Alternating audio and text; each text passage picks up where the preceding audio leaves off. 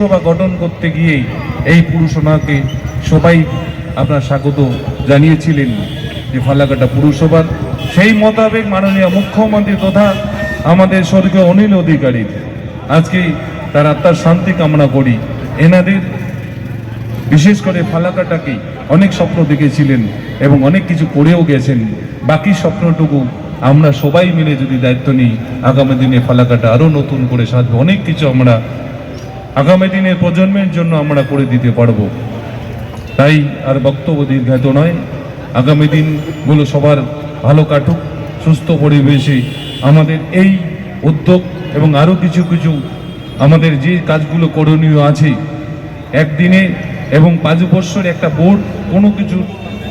শেষ করতে পারে না, কিন্তু যে কাজগুলোর মধ্য দিয়ে আমাদের পরিষেবা মানুষের চলতে ফিরতে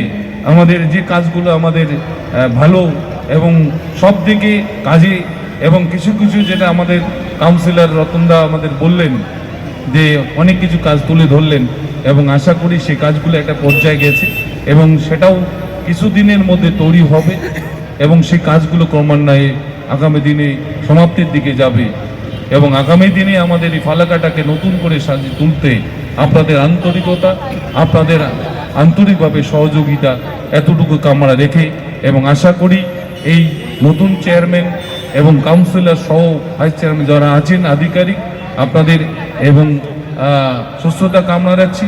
এবং সবার সুস্থতা কামনা রেখে এই ফালাকাটা পুরসভা এগিয়ে চলুক, আমরা সাথে সবাই থেকে এবং সহযোগিতা করব।